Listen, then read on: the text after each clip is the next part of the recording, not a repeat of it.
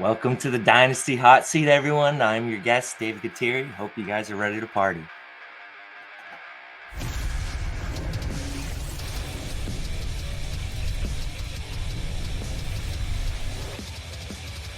Oh, yes, everybody. Welcome back once again to the Dynasty Hot Seat. It's the only Dynasty show that is a certified inferno. Guys, we got a guest here. I've been waiting for literal like a years now to get David Gautieri on the show. David, it's great to finally meet you and chat with you. Cannot wait to dive into these rookies. How you doing, bud? I'm doing fantastic. It's Combine Day today. We're recording it. Not sure when the show is going up, but we're going to get all the running backs and wide receivers and all those testing numbers. So I'm excited for that. That's going to change a little bit. So some of what we record today will probably not be true by the time it goes up, but it'll be interesting to look back and see kind of what the difference is pre and post combine.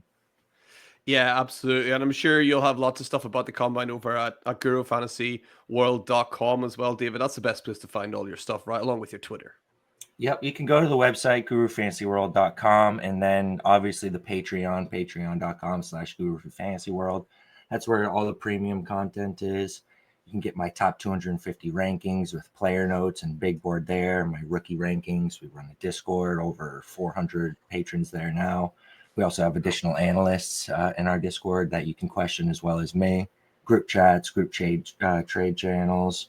Then you're obviously going to get my newsletter, my tight end anatomical checklist, my Dynasty Trade Manifesto. The list goes on. So there's plenty of premium content, and if you're looking for that as well.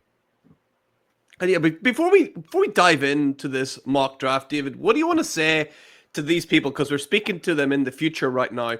There's people freaking out about combine numbers because a player was there. We've already seen Harold Fannin Jr. People are throwing him over the coals already. What is going on? Do you want to just try and calm some people down that are freaking out about a 10th of a second in the combine?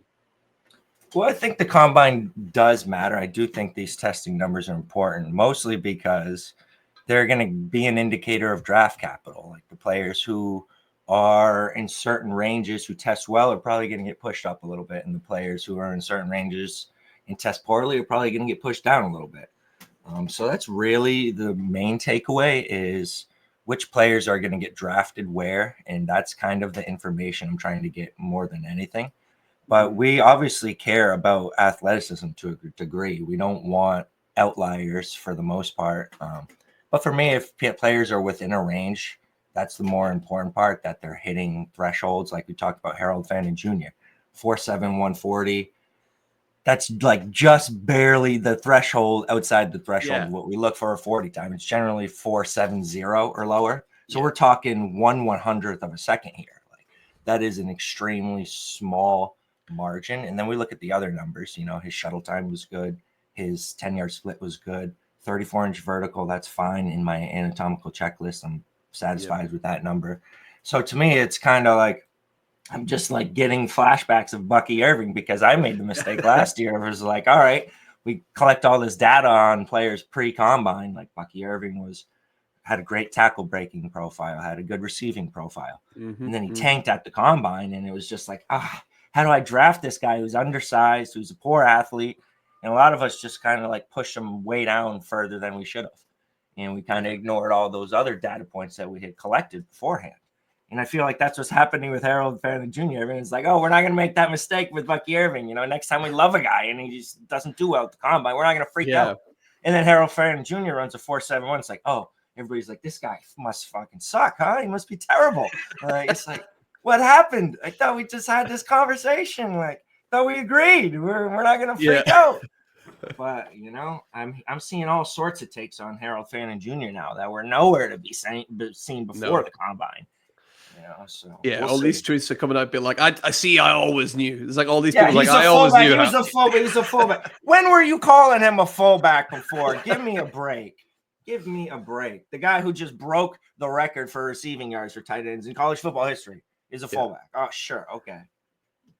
Yeah, I can't wait to that delete button's hitting those tweets. They'll get your screenshots in now, ladies and gentlemen. Don't let that slide. Absolutely. So, David, let's get ready to rock here, shall we? Let's pull up our mock draft board here, and let's see if we can we can go through some of these prospects.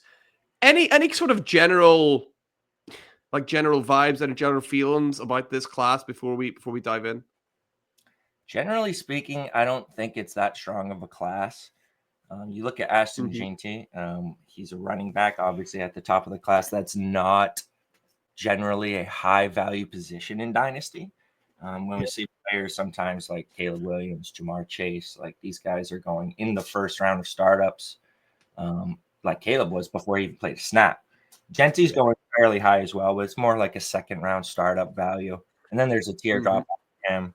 Obviously, we have multiple running backs who are probably going to get drafted in the second round, if not the first round, with Trevion Henderson, Omarian Hampton, Quinshon Judkins. We'll see where he lands. Caleb Johnson's another one who we'll see how high he goes. But there's plenty of running backs. The quarterback class, you're not going to hear anybody calling this a good quarterback class. The top two quarterbacks, it's really are getting pushed up based on that positional need of teams. But you look at like Cam Ward and Shedeur Sanders. Cam Ward, I think, was like the 23rd ranked prospect in Lance Z's combine rankings, Lance Zierlein. Yeah. Shedeur Sanders, I don't think he was even in the top 50. Jackson Dart was outside the top 75 for combine grades, like NFL prospect grades. So it's just a really weak quarterback class. We don't know if we're going to get any hits. Personally, Jackson Dart is like the one I prefer at cost. And when you add in the fact he's the best rusher of the group, I think I'm fine taking him in the late first, early second. I'm happy there. I don't really love Cam Ward, especially if he's getting pushed up to that 102, 103 spot. I don't want Shedeur Sanders over some of these running backs who are good prospects and going to go in, first or second round. Never mind the receivers, Tet, Burden, Ibuka. Those guys look like good prospects, A prospects to me. Where I see these quarterbacks, it's like B prospects. Yeah, you're speaking my language here, David. You're preaching to the choir, I think, with your takes here. Well, let's load up and see how you do now, because you are the tight end guru, of course, David. We're going to put a small premium. We'll put a 1 point premium on tight ends here just to see what happens with these tight end prospects here. But let's run it out. You mentioned Ashton Jeanty being the top of the class to most people. Is he also your 101? Yeah, I think he's everybody's 101. And I probably shouldn't just glaze over the tight end class, especially being the tight end guy. But it's a great tight end class as well. And especially if you're still in on Harold Fannin Jr., this is, I think Tyler Warren to me is an extremely, extremely high graded prospect to me. I'm not fading him because of the late career production. Like when I look at, when I chart him in my anatomical checklist, he's going to be an extremely good prospect. He's going to hit basically every threshold I want to see. So I love him. Colston Loveland, I really wish I would get some testing numbers on him at the combine because his production was extremely good. He's going to clear those thresholds by a long shot. But the thing is, in his profile, he really was average in terms of yards after the catch per reception and missed tackles forced. So I have some questions about his yak ability. And generally, if you struggle after the catch, it kind of signals maybe average or a lack of athleticism.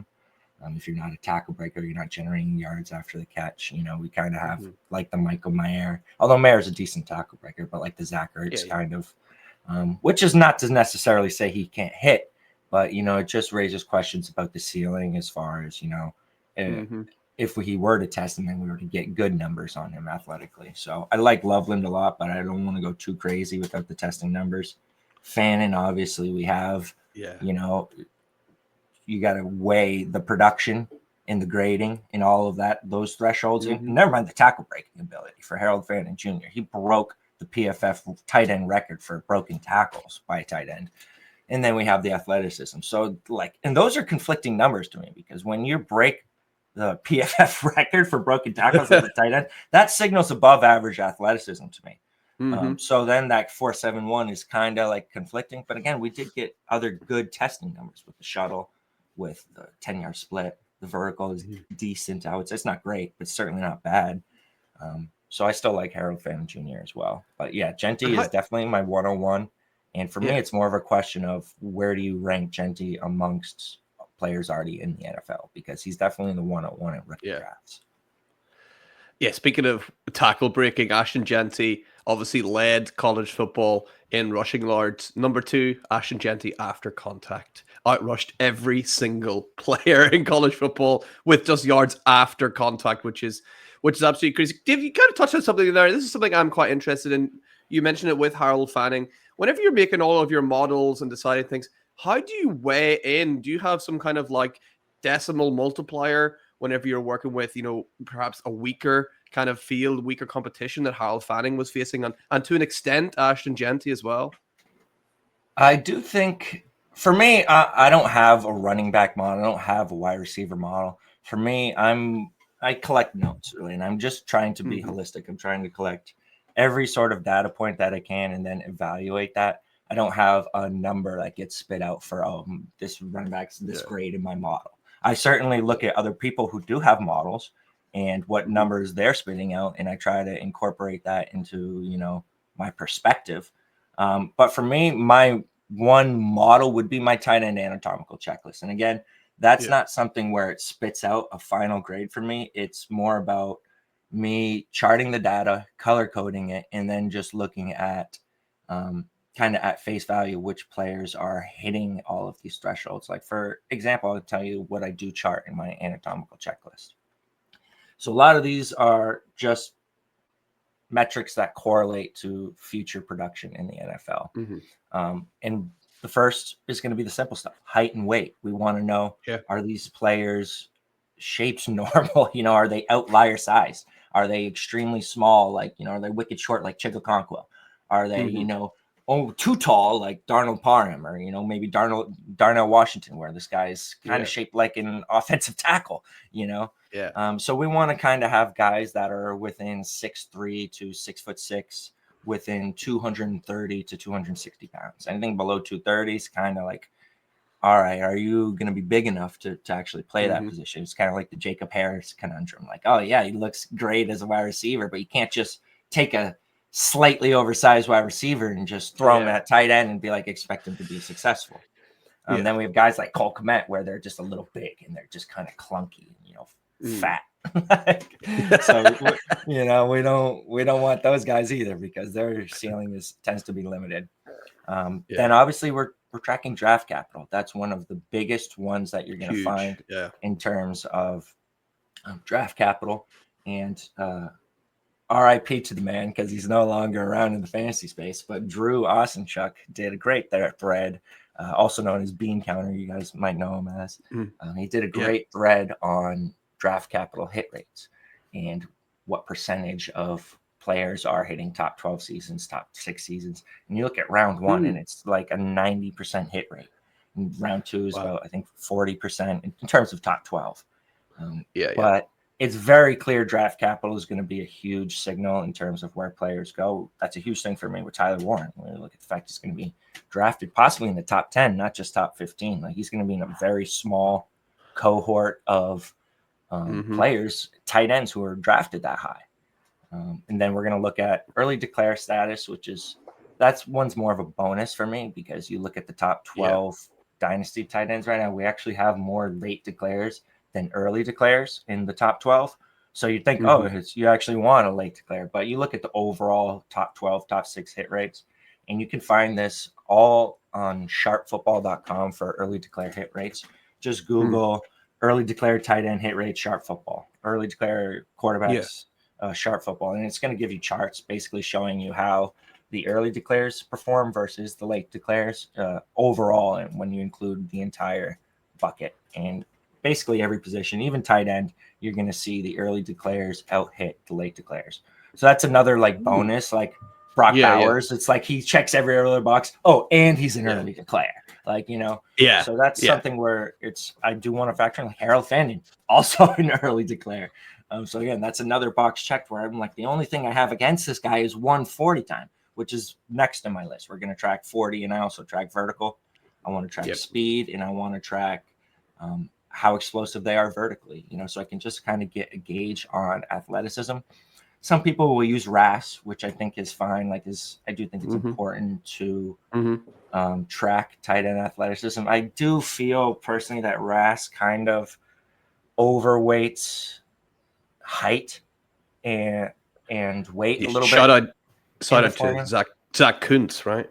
Yeah, I do feel that it's kind of penalizing players just for being small. Like even like if they run fast, if they jump high, like it's really bringing them down because of their height and their weight, which I understand. Speed score is a thing as well. Like we want not just speed, but speed at a larger size. But I do feel it's a little overweighted in my opinion. So yeah, if I see a player with a low RAS score that's short, I try to look at each individual score in the chart, because a lot of it you're going to see average above average, average above average, average above average, and then they're short, and it brings the whole grade to a below average grade, even though he's scoring average to above average in every single individual metric other than height, weight. So I try to look at the pieces of RAS if you're going to do that. I think, which is helpful that he puts the charts together like that, and you can look at it and actually see the pieces of the formula and not just the final grade. And then college production. That's a huge one for me. A lot of people think tight ends, college production doesn't matter. You know, Kelsey, Kittle, these guys didn't produce in college. But you look at dominator rating, which is just a measure of a player's percentage of their team's receiving yards and touchdowns. So if, say, George Kittle had 30% of his team's yards and 20% of the touchdowns, you combine those and divide them by 2, he would get a 25% dominator rating. You look at the top 12, even the top 15 valued tight ends in Dynasty, every single one of them had an 18% or higher college dominator rating. Every single one except for Mark Andrews had a 20% plus college dominator rating. And I'll go through it. Brock Bowers, 27%. Trey McBride, 46%. Laporta, 25%. Kittle, 23%. Andrews, 18%. Hawkinson, 24%. Njoku, 24%. Tucker Kraft, 21%. Kyle Pitts, 24%. Don Kincaid, 34%. Evan Ingram, 29%. Travis Kelce, 27%. Jonas Smith, 33%. Jake Ferguson, 28%. Pat Fryman, 24%. Dallas Goedert, 30%. So college production does matter. You want to see, even if it's just one season, you want to see a guy who commands the ball, who is generating a high percentage of his team's yards and touchdowns. And then I think another one, obviously, yards per route run. We want to see how they're doing on a per route basis, because we want to. Then that's kind of like the dominator rating. We want to know maybe their team's not passing a lot, but when they do pass it, they're getting the ball a lot. And again, every tight end in the top 12 is clearing 1.89. I would like to round down on that, but we'll just say 1.8 yards per route run. They're all above it. And I won't run through them all again. But again, Bowers and Red, like they're all above it. So to me, that's a clear signal that college production does matter. I also want to look at their grading, like their highest PFF receiving grade. Every single one in the top 12, except for David Njoku, was above 80. Everyone, including Njoku, above 75 in their best season in college. So I want to see a 75 plus PFF grade.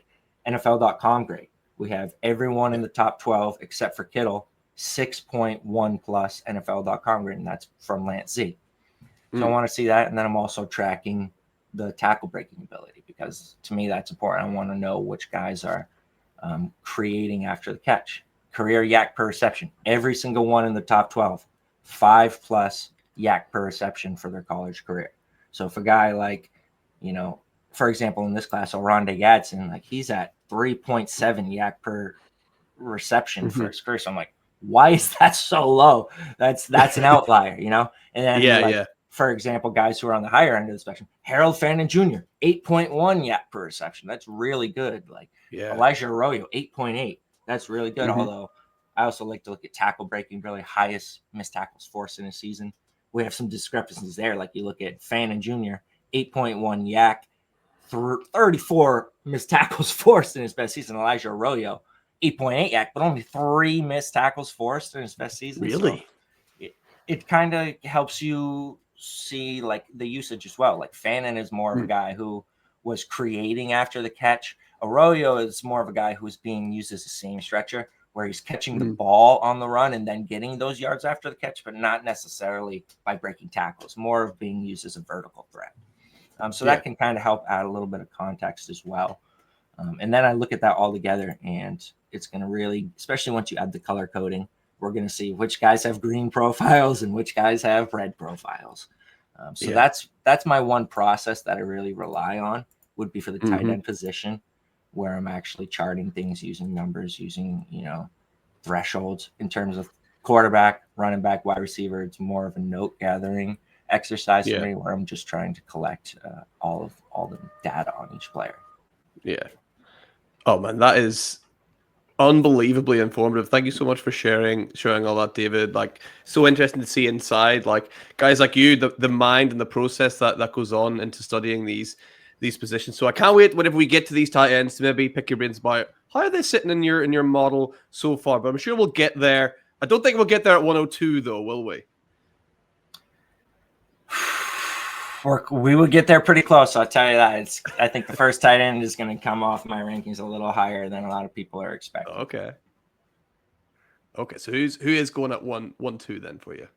So for me, right now it's really a cluster between 102 to 106, and I think you could even draw that out potentially a little bit further, depending on how Cam Ward is drafted, depending on how Omarian Hampton tests and is drafted. Like, I could see them going into that tier where I'm like, oh, they're basically as good a prospect as my 102. But for me, I would have Travion Henderson as the 102 right now. I think you can put any one of those wide receivers as the wide receiver one between Tet McMillan, Luther Burden, Igbuka. I have my preferences, but I do think they're all very similar bets in terms of upside, in terms of downside. I do think they're all very likely to hit, and they're not very likely to bust.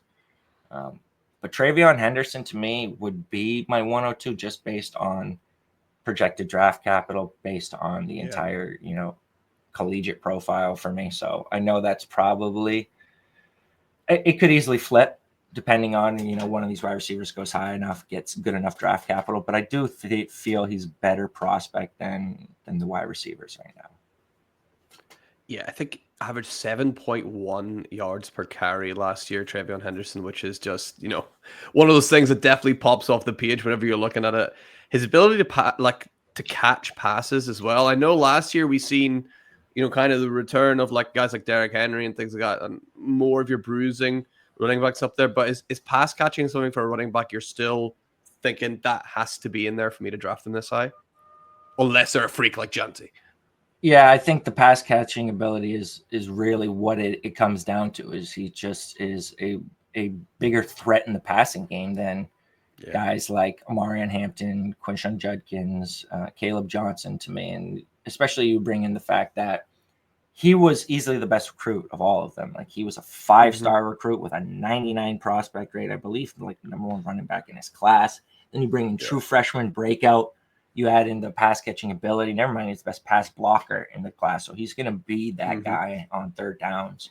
To me, he was looked at as an amazing player coming into college. He did everything as a true freshman breakout throughout his college career in terms of efficiency, in terms of, the stuff you want to see for fantasy, pass catching ability.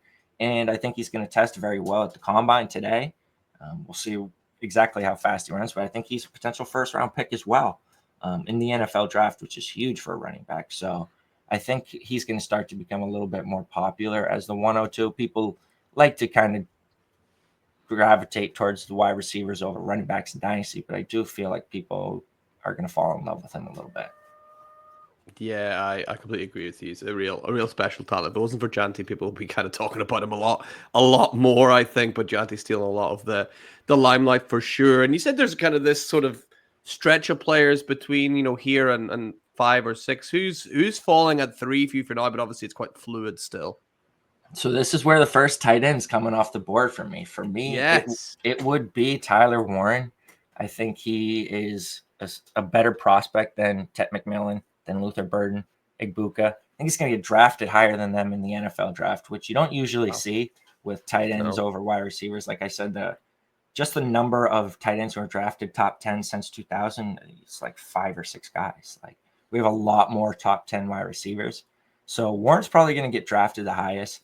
In terms of what he hits in my anatomical checklist, he hits all the thresholds. The draft capital, he's going to smash.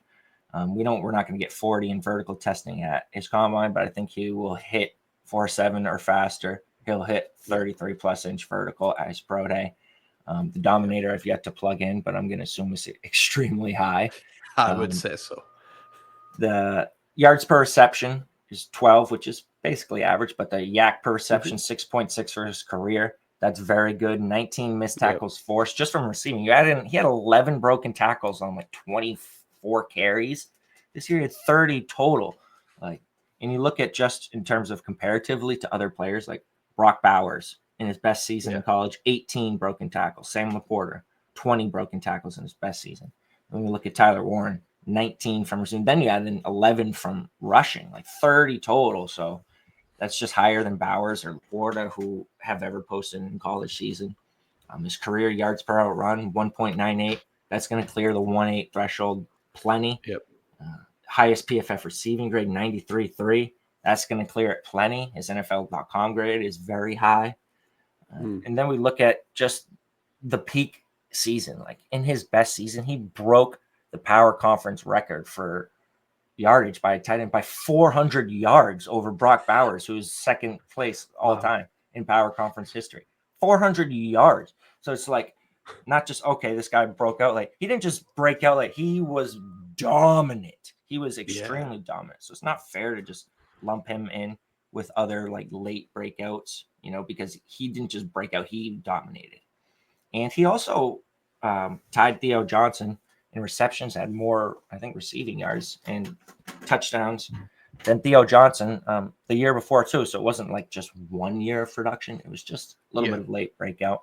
Then you look at the context with Tyler Warren. Like everybody wants to freak out that he was a late breakout. But tight end is not like wide receiver, like where teams are playing 3 wide receivers consistently. Teams are not playing 2 tight ends consistently, at least not at a 75% route rate. That's for sure. So you look at Tyler Warren. He was a quarterback in high school. He originally, I think, committed as a quarterback and then eventually switched to committing as a tight end to Penn State as a 3-star recruit. When he got there, Pat Freiermuth was already on the team. He was already the starter. Freiermuth was a 4-star recruit. And Freiermuth was a second-round NFL draft pick. So this is no slouch that he was stuck behind. You can't expect him to come in as a 3-star recruit who was a quarterback, just switching to the position to just push Freiermuth already off the field, especially considering Freiermuth was a class ahead of him. Same with Brenton Strange, who's a 4-star recruit. This guy was a second-round NFL draft pick.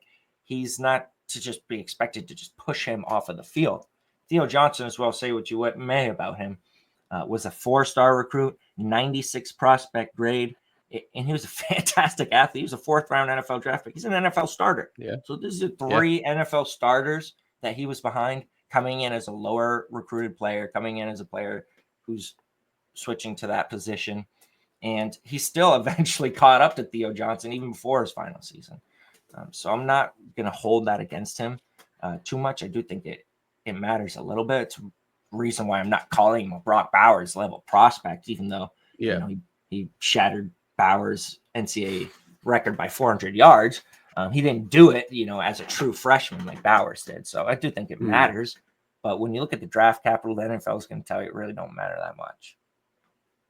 I can't wait to see where he goes. What about him? If you had to choose just one thing, David, to put on as his finest attribute, what would you say Tyler Warren's best attribute is? It's his after the catch ability. It's the reason they were lining this guy up as a wildcat quarterback. The reason he had 24 carries. You look at what he's able to do after the catch with the ball in his hands.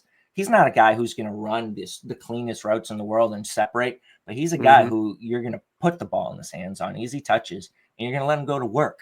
He's a guy who has that Rob Gronkowski, George Kittle level physicality, where he's just the biggest, baddest dude on the field. And how do you stop that with a linebacker, safety, or cornerback? This guy's like 6'6", 260 pounds. And he's just a hammer in the open field. Like he is not somebody anybody's going to want to tackle. So he is just somebody who's just an absolute weapon with the ball in his hands.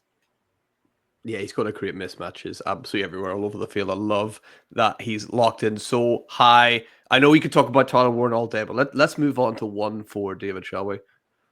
Yeah, for me, this is tough. I really struggle with these 3 wide receivers because I have them like back to back to back. Not even back to back to back. They're like on top of each other, on top of each other, on top of each other. It's Yeah, like, yeah. who do I pick? Like, it's like every different day I wake up, like leaning towards a different one. Like, maybe today I prefer Burden. Maybe tomorrow I prefer 10. Maybe the day after I prefer Ibuka. Like, I have a tough time deciding, so I would like to trade back there, and let somebody else insulate me while making the decision for me. Right now, if I had to choose, I would say this is probably against consensus, but I like Luther Burden the most. To me, he is the guy when we look at, and I know this is kind of given away a little bit, but to me, you look at what these players did in terms of production, in terms of they were all 4 or 5 star recruits coming in, 97, 98, and 99 prospect grades between the three of them. So all 97 plus. They were all highly regarded coming in. They were all, or I should say, Burden and Tet were involved as a true freshman. Ibuka wasn't, but he was on the team with Garrett Wilson, Olave, JSN, Marvin Harrison. Yeah. But they all had extremely good sophomore seasons. They all had 1,200 plus yards as a sophomore. Obviously, Burden and Tet early declares. Ibuka went back for his senior season. But I think Burden is probably the best athlete. He's the one who has the trump card in terms of an elite ability to me, where I think Tet and Ibuka are really good at a lot of stuff, and they probably don't have a lot of weaknesses to their game. But I don't know if they're like an elite in any one facet. Luther Burden, to me, he is an elite player with the ball in his hands. He is the first wide receiver in PFF history to have 30 plus broken tackles on 80 or fewer targets. So this guy had 30 broken tackles, I think 61 receptions this year. That is insane. He led the NCAA in broken tackles amongst on receptions on 61 receptions. 61 receptions. He barely even got the ball, and he led the NCAA in broken. This guy is like, you talk about human joystick capability, where it's just like he's got that. I've heard him compared to Deebo Samuel. To me, I think Percy Harvin's another fair comp. He's primarily a slot wide receiver. I think the main thing being held against Burden is the number of manufactured touches he saw, the number of screens, the number of touches he saw behind the line of scrimmage. But I think when these reception perception profiles come out, he's going to be regarded as a better route runner than Tet McMillan and Emeka Ibuka. When we look at just the 3-game samples that Matt Harmon has posted in his Discord, if you join the reception perception, which absolutely worth the money, cannot recommend reception perception enough. I would recommend to everybody to subscribe there, to get the profiles and to join the Discord. I won't give away everything, but in the samples that we got of 3-game samples, but not the final profiles, Burden has the best success rate versus man between Tet, Ibuka, and Burden. He's got a better success rate versus man coverage as a route runner than the other two. We'll see what the final numbers come out to. I'm very interested to see those when they come out, so we can actually get some final percentiles. But I think Luther Burden, the concerns about the route running ability are going to be quelled a little bit once those profiles drop. I think he's probably going to run fast as hell at the combine today. I could see him being sub 4.4. I think a lot of these concerns are going to disappear a little bit. And again, that 40 time, that could really push him up into mid first round, maybe top 12. You look at Dallas, a team who could, need a wide receiver at 12. He could be drafted ahead of Tet and Ibuka. When you look at Tet's kind of mocked in that anywhere between 5 to 20 range, Ibuka's been mocked more as a mid to late first. I think Burden's the guy who I'm going to want to plant my flag on in terms of he's got everything in terms of the athleticism, the elite trait. He's got the route running ability, I believe. And I'm not really scared off by him being a primarily slot player. Like you look at some of the guys last year, Jackson Smith and Jigba, CeeDee Lamb, Amon-Ra St. Brown, Chris Godwin. We had plenty of highly productive wide receivers who were above a 50% slot rate. So that's not necessarily a negative to me, especially you look at, the Deebo Samuel comp. Again, he's been used in the slot as well throughout his career. Like I look at this guy as weapon who, again, Percy Harvin would be my comp for him. Like if Percy Harvin avoided the injuries, like that's what we could do with Luther Burden. So what do you think that happened this year in terms of his yardage ended up? Do you put that more on Brady Cook, the O-line, the whole mess that was Mizzou this year. Do you think that's more down to it than Luther Burden himself? Because obviously he had those amazing broke tackle stats and only 60 odd receptions.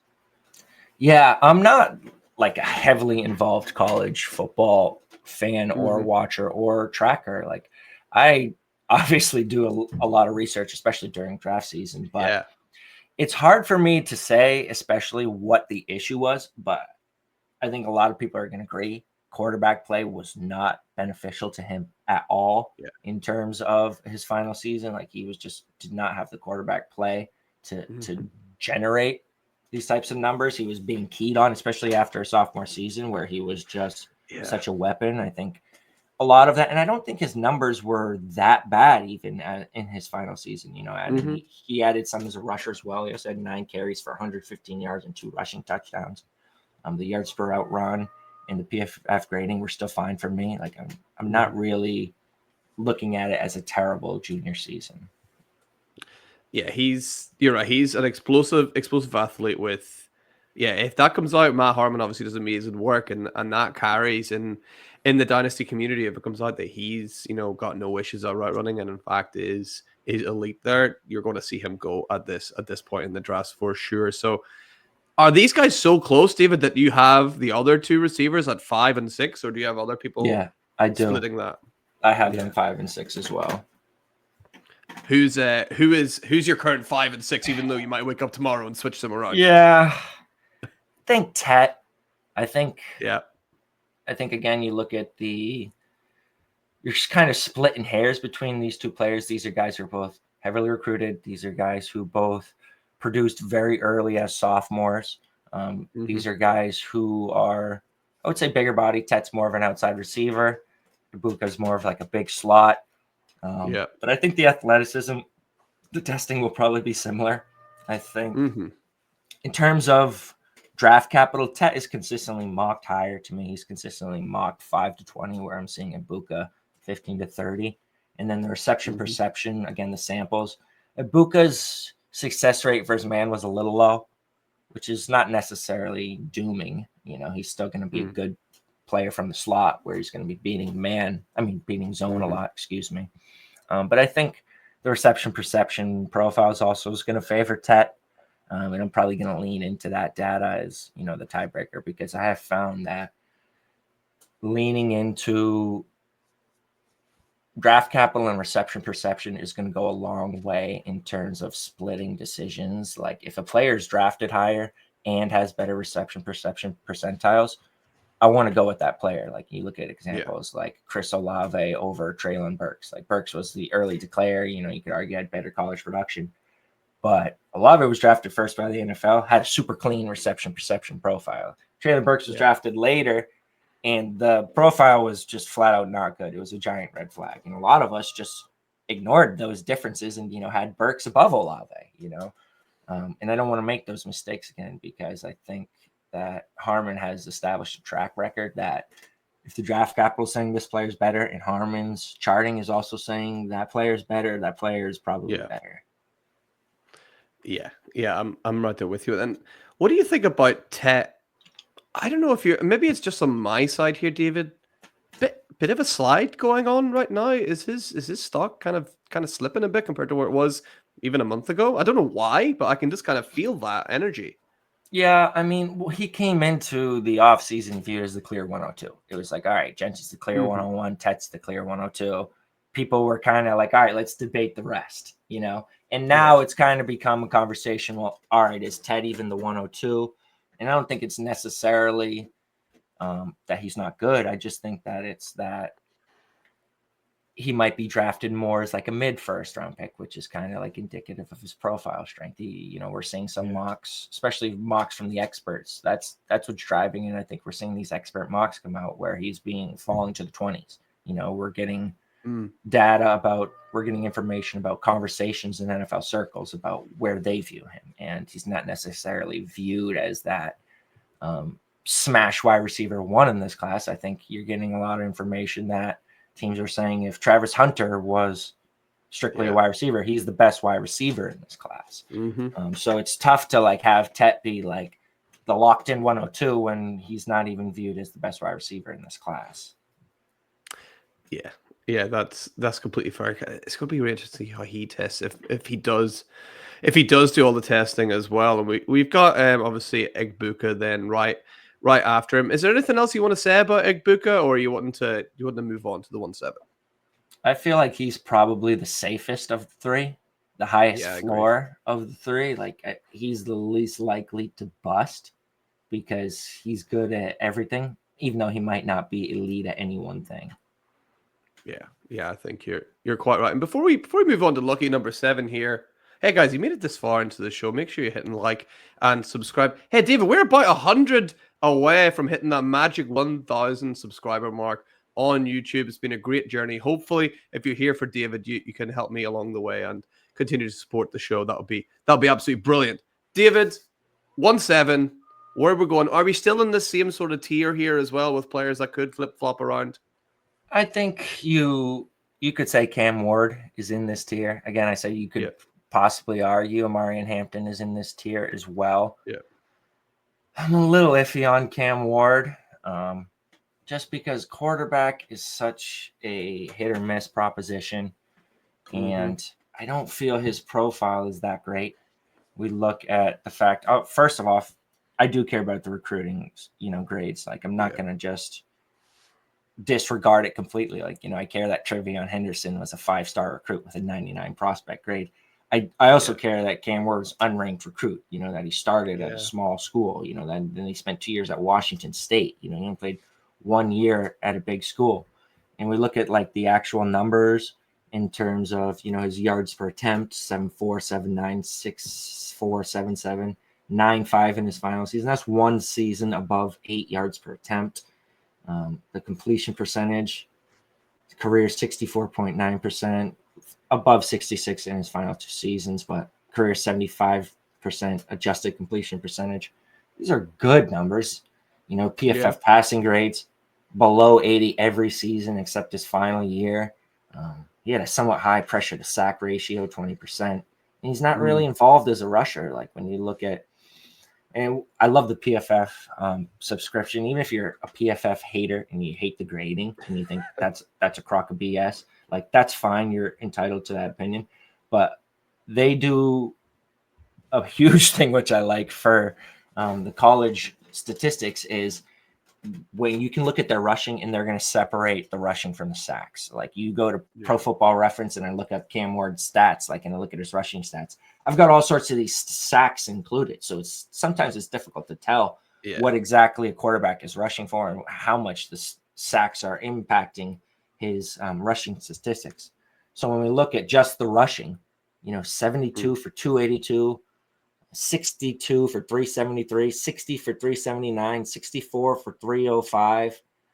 He's basically like a 60 to 70 attempt for 200 to 400 yards. Like it's not really adding as a rusher in fantasy. And then it's like, is he going to be a good passer in the pros? He's going to, he's might have the tools, but we hear that sometimes with guys like Zach Wilson, Trey Lance. Like a lot of guys have the tools, but I don't know what the likelihood is of Cam Ward busting. I would say it's probably at least 40%, if not a 50-50 proposition. Like, I don't know how confident I am in his profile, whereas these wide receivers, I feel they're very safe bets. I feel like even if they might only end up as wide receiver 2s, they do have low-end wide receiver 1 ceilings. But again, it's super flex, so you have to kind of add in that valuation for Cam Ward. So I can see him, especially if he's a top 3 pick, being someone I include in that 102 through 106 tier and kind of extending it, and possibly putting him ahead of a guy like Igbuka, maybe Tet, depending if those guys fall to the late first, But right now, I would say I have Cam Ward behind those wide receivers.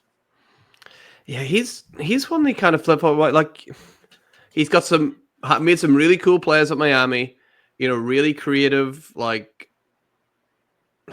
sometimes would pull like a rabbit out of a hat, but I mean that kind of flatters to deceive in terms of how many fantasy points does that actually get you. It might look cool, but how many points you actually scoring with these little dump off passes or these little like no look passes or nonchalant passes. Like, it looks cool, but we're here to score points, and I'm not sure if Cam Ward can do that. And if I close my eyes, Dave, and I think this time next year, are we saying Cam Ward was a hit or a bust? I see bust. I gotta be honest. Yeah. It's tough. It's tough to bet on these guys who are, 1 year producers. It's not like he was Jaden Daniels in his final year, like where he was like breaking the NCAA yards for attempt record. Like, he was good, but 9 point something yards per attempt. Okay, that's good. It's not, something that's going to make an elite prospect. Yeah, not for me anyway. So he's still locked in at 1.7 because you're right, super flex. You still need to go for these guys. And who was right after him then at 1.8? For me, it would be Omarian Hampton, and I can see him rising up like even higher. God, I've seen mocks of him to 12 at Dallas, especially if he runs well at the combine, because this guy was an absolute workhorse rusher. He had 1,500 plus rushing yards in his 2 seasons as starter. He had over 1,000 yards just after contact in each season. He led the NCAA in yards after contact 2 years ago. And then last year, he was second behind only Ashton Genty. So if this guy comes out and he's got workhorse size, I think I saw his like 5'11", 220. So this is a guy who's going to get the rock as a workhorse rusher in the NFL, especially if he tests as an above average athlete, especially if he gets round 1 draft capital, which I'm seeing him a lot more in those expert mocks in the first round. I've seen him in Dallas. I've seen him mocked to the Chargers in the first round. God, I could see him leaping Travion Henderson. That's why I'm like kind of feel like he should be in that same bucket with Henderson. Yeah. And the more I talk about it, I feel like I'm probably going to put him there right now, like ahead of Ward. More I just talk it out loud. Again, this is my first podcast of the offseason, waking up for the slumber. So a lot of this has just been note gathering, writing. I haven't really bounced things off of other people too much, other than obviously posting stuff on Twitter, giving feedback in the Discord from patrons, from other analysts as well. But this is still a lot of it's kind of figuring exactly where I stand. I want to be fluid right now. Like, I don't want to pin myself to any player take right now. But Omarian Hampton's a guy who I think kind of is like sufficient as a receiver too. He might not be an elite receiver, but he can be like Joe Mixon, like where it's like, all right, they're going to feed this guy potentially 300 carries. And then he's probably going to be the third down back too. Like, he might get 40 to 50 receptions as well. Like, this could be a 350 touch player at the NFL level. Like, I feel a lot more comfortable in his bust likelihood than I do in, say, Cam Ward. Like, I don't think Omarian Hampton is going to bust unless he gets hurt. He's a very safe pick to me. So I really like him as well. I could see myself putting him ahead of every wide receiver in this class as well, having him in that 102, potentially 102 spot, 102 to 104 range. The Dynasty Hotseat community love doesn't even cover. They love Omarian Hampton so much. I've never seen it for any player that I've ever spoke about. If Hampton isn't like highly drafted, people are in the comments like smashing about talking about Omarian Hampton. So like, they're gonna love that you said that, because I don't know why we love Omarian Hampton over here at the Dynasty Hotseat. And if he gets that draft capital, like for you, if he's drafted ahead, let's say, of Travion Henderson, are you like, he's got to go ahead of Travion Henderson? It's hard not to, because you look at him too. Like, you look at the entire timeline.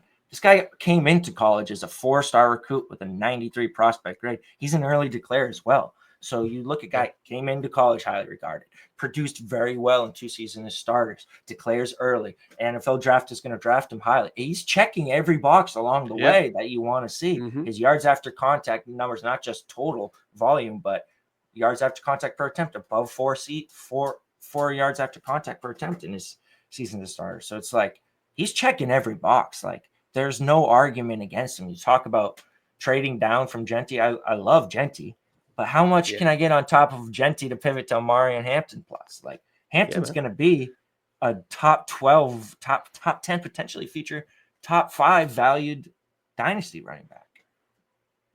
Yeah, I feel there's a gaping hole in those rankings right now. When you look at them, there's a lot of players you go, how'd you end up there? Like, how did this guy get so high? I think this draft club's gonna He's up smash above Ward. open. I just moved him. He's Yeah. up above Ward. He's up in that Yes. second tier for me. Nice. He's Love now it. my We're doing 107, right behind the wide receivers and potentially going higher. Love it. Making changes on the fly. I love it. So let's lock in your 1-9 then and see what happens. Hey, maybe they jump ahead of Cam Ward too. Who is it? To me, it's going to be Quinshon Judkins.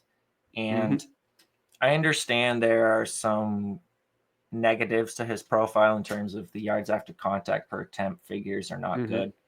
But I look in terms of just production, college production, the fact that he's an early declare, like this guy's production really stands out in terms of what he did as a true freshman, not just as a true freshman. Like you talk about, all right, how do we take players who produced at small school, the Harrell fans, maybe like you look back at some of the failures of Sky Moore and it's like, how do we downgrade the production, because it came against, these guys who are going to be, Target employees in 2 to 3 years. Like, on the other hand, you look at guys who did something in the SEC, that's like a bonus. Like, it's not just that Quinshon Judkins went for 1,500 plus yards as a true freshman. He did it in the SEC at Ole Miss. Like, that is very impressive to me.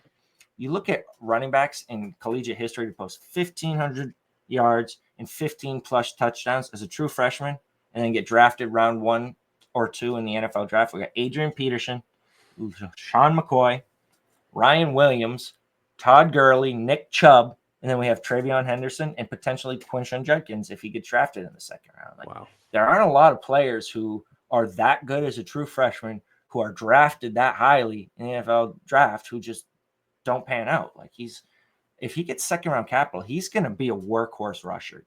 Yak per attempt figures aside, he's going to be 250 plus, potentially 275 plus, potentially 300 plus carries in the NFL. Yeah. So to me, I think he's sufficient as a receiver. I don't think he's special, but I do think he will probably catch 30 to 40 passes as a receiver.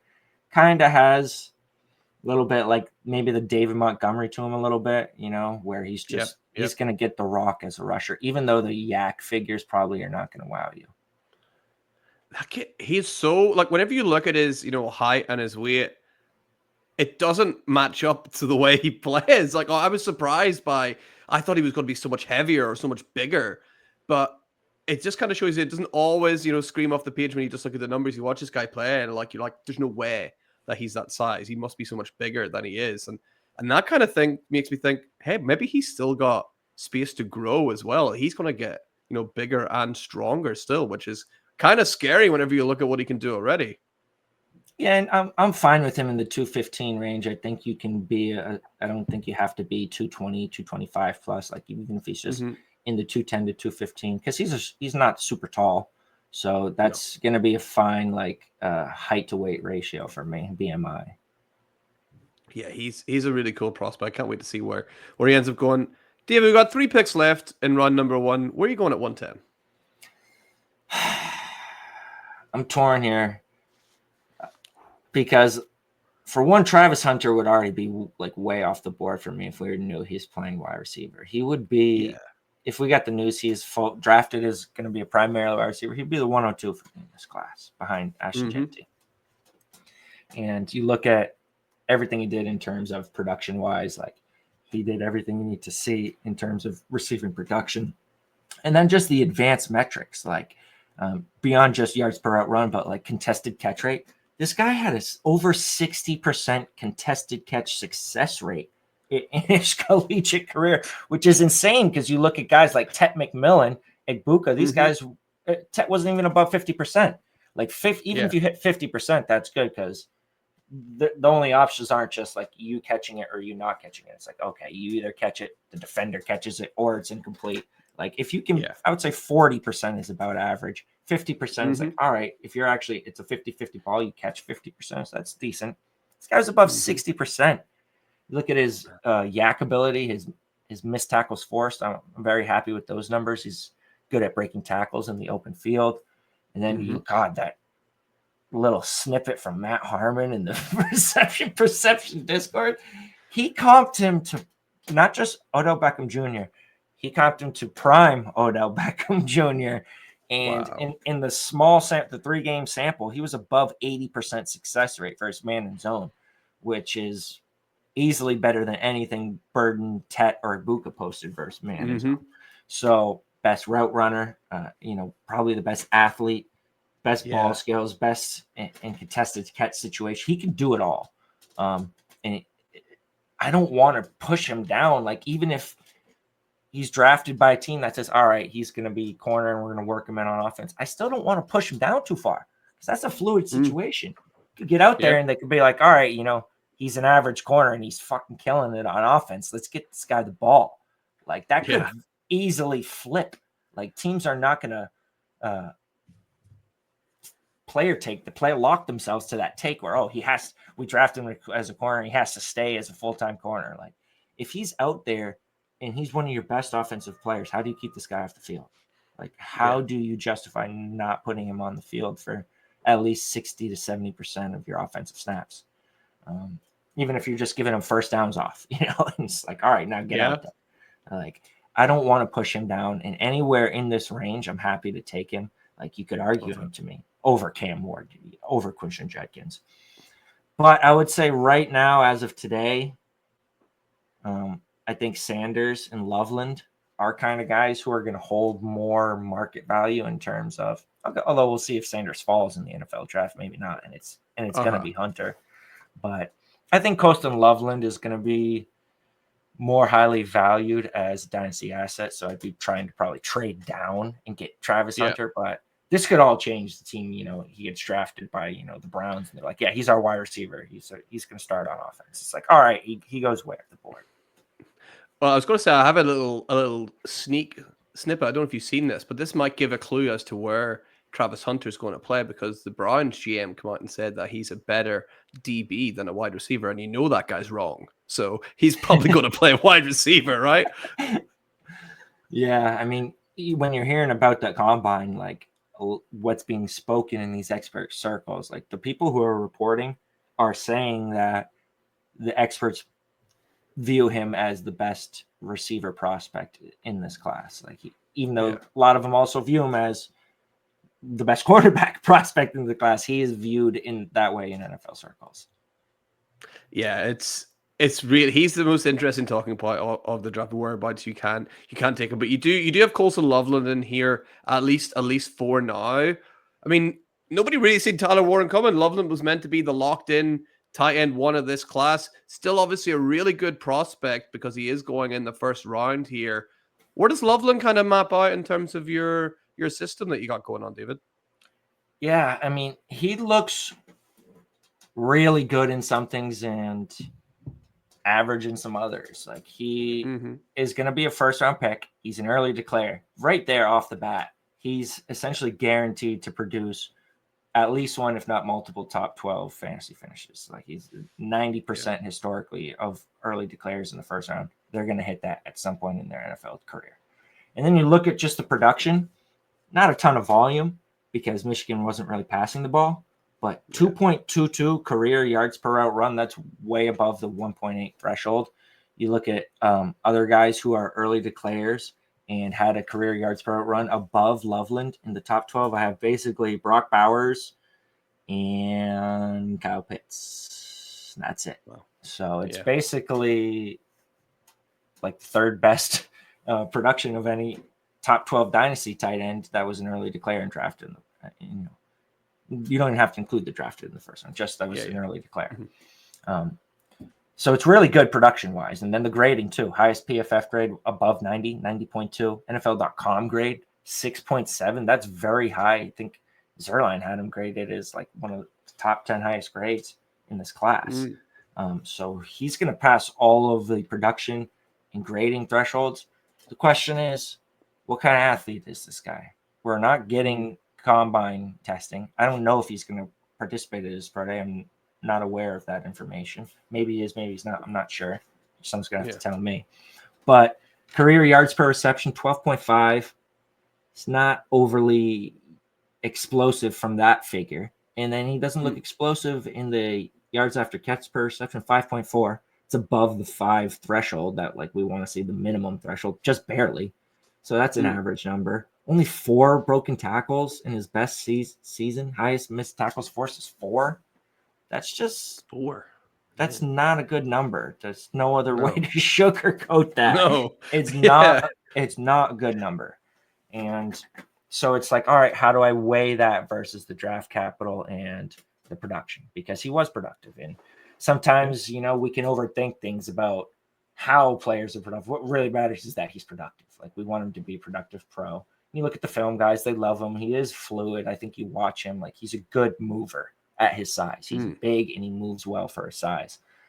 I just don't know how good of an athlete he is and what kind of after the catch threat he is. So I'm like, I don't know if he's, going to be ever an elite tight end, or if he's like, Dalton Kincaid kind of, where it's like, maybe he's more TJ Hawkinson, like, and Hawkinson was drafted higher, so, and I think we had at least a good vertical on Hawkinson, so an above average athleticism number. So I don't even know if he's going to be as good as, Hawkinson. Like, I do think he's going to hit, though. I think the bust likelihood is essentially like 0% outside of injury.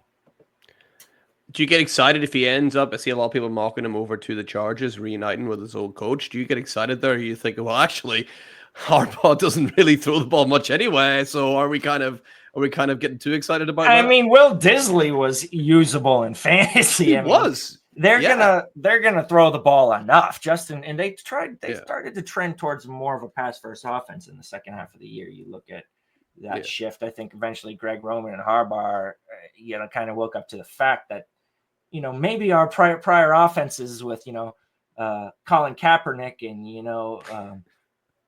where Greg Roman coached Lamar Jackson or Tyrod Taylor in Buffalo. Justin Herbert's maybe a little bit of a passer than those guys. Maybe you start to kind of shift your offensive philosophy a little bit towards keeping the ball in his hands, especially considering they started to shift towards pass first offense with Ladd McConkey and a whole lot of nothing. Josh Palmer and Will Disley. So they start to add weapons. It's hard to not envision them becoming a little bit more pass central. So yeah, absolutely. I would be thrilled if he went there. I don't think there's any scenario where I'm putting Loveland above Tyler Warren. Even if you put Warren on the Colts and you put Loveland on the Chargers, I'll probably have them back to back. But I think I'm sticking with Tyler Warren just because I want to draft a player, not the situation, And situation doesn't always. We thought the situation in Buffalo was going to make Dalton Kincaid, an elite player. Man, behind this Travis Kelce jersey, I've got a whiteboard, David, and written on it is a prediction from this time last year that Dalton Kincaid was going to be the number 1 scoring tight end in the season. I've not revealed it in a while. I've covered it up with good reason because that was a complete L on my part, David. Not gonna lie. Yeah, and then you look at like Brock Bowers, like everybody hated the Raiders landing spot. Like sometimes the players are just good, and sometimes they're just not elite, and situations not going to change that in either direction. Like, so I don't want to make these massive sweeping changes based on landing spot, especially because Warren's going to get drafted higher. His peak season just blows Loveland's out of the water. Like, it was like it was basically Loveland's entire career, like in one doubles season. His best season easily, right? Yeah. It was just insane. So, but I do like Loveland. I don't know how much I like him though. But yeah, still good enough to be, a first-round tight end, which was nothing to sniff at as well. Now, the 2 other players you mentioned were Shadur Sanders and Travis Hunter. Are those the last 2 players to round out the first round for you, or is there anyone else sneaking in there? Those are my last 2 first-round players. What order would you like to put them in? I think I'm going to move Shador down, and I'm going to put Hunter ahead just because I think we're getting a lot more news coming out of the combine that Sanders is definitely not viewed as a, top 10, never mind a top 20 prospect in this class. Like I said, he's outside of Lance Z's top 50, I think, in combine grades.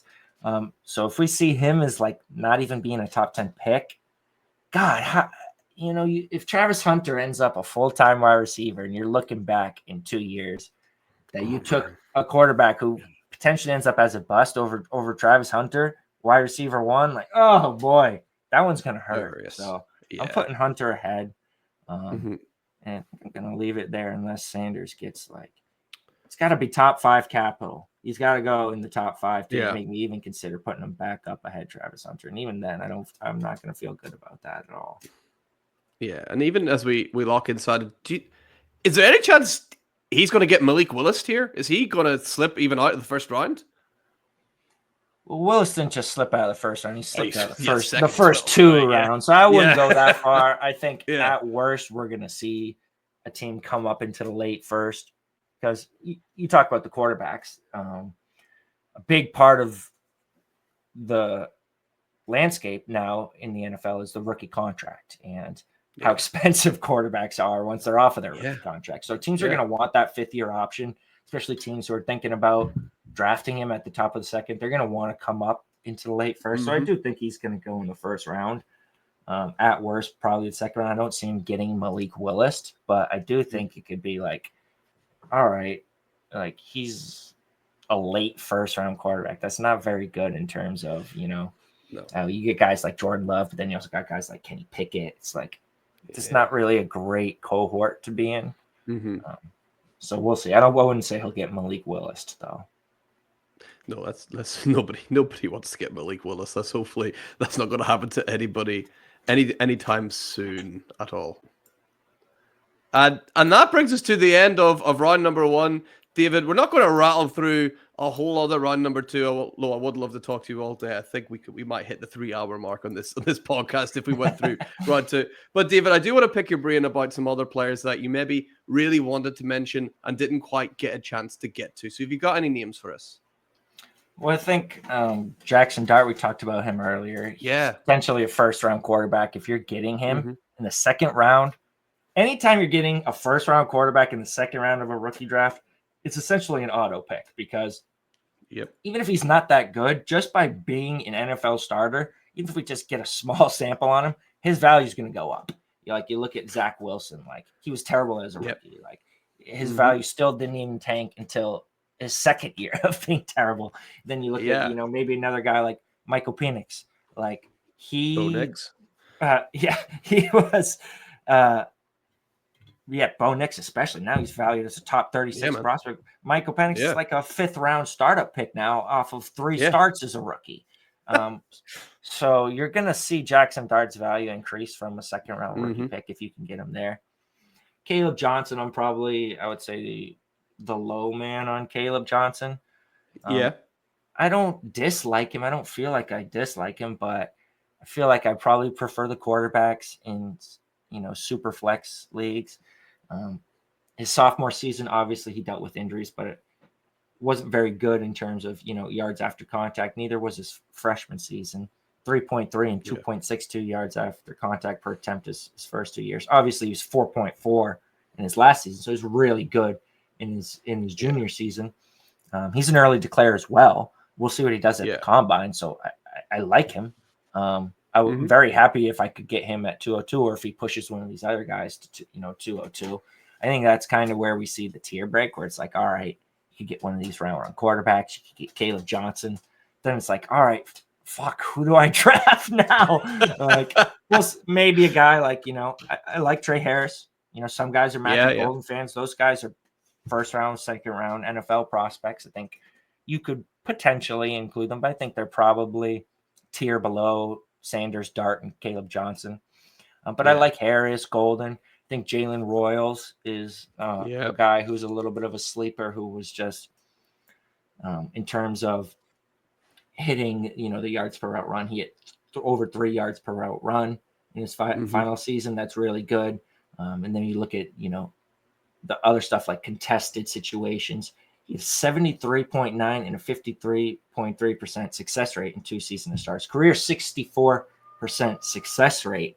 7.9 yak per reception, 17 broken tackles on just 55 receptions in 2024. You look at his game log before he got hurt. This guy was going freaking berserk. We'll see how he tests at the combine. I think he could run. He was a guy who was getting a lot of praise at the Senior Bowl. Him, another guy who I think is going to test well at the combine, Dylan Sampson. He was, I think, a top 30 graded prospect in Lance Z's combine grades. He's I like to use and mock draft database to look at consensus big boards, consensus mock drafts. He's a guy who's going to be, looks like drafted in the second or third round, more likely the third round. But if you're third round running back in this class, with good athleticism, good production, he's an early declare. I like his yards after contact per attempt, 4.5 in his first season, 3.2 in his second season, not great, 3.6 in his final season. It's good enough. I think you could argue him over Scadaboo, who obviously his final season was fantastic, but the year before only 3.01 yak per attempt. His first year at Arizona State, but he did break over 100 tackles as a senior, which is just a shit ton. That's a lot. But I think Scadaboo, I think Bishal Tootin, you could argue Tootin over Scadaboo. I think you could argue Tootin, along with Sampson, just because Tootin, he's game breaker at times, right? He's the yards after contact guy in this class. The guy whose yak figures pop out, and you're like, all right, this guy is creating. He was at 4.15, 4.35, 3.74, and 4.4 yak per attempt in 4 seasons. 3.74 or above in every single year. Career 4.18 yak per attempt. 140 plus elusiveness rating every season. He hit 90 plus PFF rushing grades. Would have been higher in his final 2 seasons, 82 and 80.7, but he had 5 and 4 fumbles, and that's going to be factored into that PFF rushing grade. So this is like a 90 plus PFF rusher, guy who's great at yak per attempt. I'm hearing he could run sub 4.4 at the combine. God, we're going to start talking about do we put him at 203? He could be an early second round pick. Man. Devin Neal, who's not really a sexy prospect to me. The yak figures are relatively average. He got good hands, Devin Neal. That's his thing, I think, right? He's solid hands. 2.94, 2.88, 3.63, 3.73 yak per attempt. Career 3.34 yak per attempt. He certainly doesn't profile statistically as a guy who's going to create after contact, but he was a 4-year producer. He was a 4-year starter. You like that he was productive early in his career as a freshman. 79, 82, 88, and 90 PFF rushing grades. So the film guys like him. He's semi-involved, capable as a receiver. He's on mock draft database, I believe, projected to go round 4. If he sneaks into round 3, I like him more. But I feel like some people like him a little bit more than I do. But he could be a case of that guy where it's all right, maybe he's Kyron Williams, where it's all right, he's not great after contact. He's not a special athlete, but he's just technically sound, and he ends up being a team starter. We'll see. I'm kind of in it. I'm on the fence about Devin Neal. And then I would round it out with, I would say, Alec Iomanor, if I'm saying that properly. I think you got it. Yeah, I like him. He's another early declare. He's a guy who led Stanford in receiving as a sophomore and junior. The yard per route run was fine, 2.33 and 1.9 in his 2 years there. So I like him. We'll see how he tests. Again, Harold Farron Jr., I'm not throwing in the towel on him. Elijah Arroyo, I think, another one who is could potentially be a second-round NFL draft pick. Yeah. And you have guys it's really going to come down to draft capital. There's a lot of guys who I like their profiles, but I don't know where they're going to get drafted. Or they have some pros and then they have some cons, Ollie Gordon, who is, really good in 1 year, but not so much in the other. He's a big back. How does he run at the combine? How high does he get drafted? Jalen Milroe, who, probably couldn't hit the broadside of a barn, but what if he gets drafted round 2 with to a place where he could potentially start? And, with that rushing ability, how far do you fade that in a super flex league? There's so many players. I was asked on another podcast quite recently. It's how would you kind of sum up this class? I was like, well, 2 words that jump out for me are question marks. There's so many question marks over so many of these guys. We talked about Cam Ward already. Jalen Milrose, the biggest question mark we got. Travis Hunter, huge question mark. Every position has got that question mark player in there. Ollie Gordon, if not more than one. So it's really quite fascinating. You said at the top, not a great class. I think it's more interesting than last year's class. Maybe not as good, but Man, I'm having a lot of fun talking about it, David. And I've had loads of fun having a chat with you today about it as well. Before we wrap up, I mean, just thank you so much, man. I've learned so much on this show from you. Can't wait. Hopefully, we'll have you on again at some stage. Before you do wrap up, can you just remind everyone where can they find all of your brilliant work? Yeah, I would just say go to the website, gurufantasyworld.com, and you're going to find links to the Patreon as well there, patreon.com/gurufantasyworld if you want to join our squad. Nearing 500 patrons. You know, we have a great group in our Discord that's just always giving feedback to each other, always helping each other. You can DM me there anytime if you want me to, give you my opinion on a trade or your team or your rookie draft. Never mind, we have additional analysts in there as well. Dave Mendelson's our betting expert. He's going to give you bets during the season as well, help make you a little bit of money. Hopefully the subscription pays for itself, just through that. Never mind all this extra content you're getting. So I would definitely recommend checking out the Patreon. It's very cheap. Its lowest tier is $1 a month. So if you want to just join for $1 a month and get access to the newsletter and the Dynasty Trade Manifesto and the tight end checklist, even if it's just for rookie draft season, get the rookie draft rankings and then cancel, in June after you have your rookie draft in May. That's cool too. I'm not going to be upset if you join and you get the rookie draft rankings. And then you're like, all right, I don't have the money for that. It's tough times, man. It's a tough economy. Yeah, I'm not gonna. Yeah, man. I appreciate any support, whether it's short term, long term. Like I said, we have a great group growing, and looking forward to expanding it. Hopefully, crossing 1,000 patrons in the next year or so. Nice. I love it. Make sure you're checking all of David's work out. And David, once again, thank you so much. And of course, thank you to everyone at home for listening as well. And guys, remember, for anything Dynasty you need to know, you want to keep it locked right here on the Certified Inferno. We'll see you next time. Bye-bye.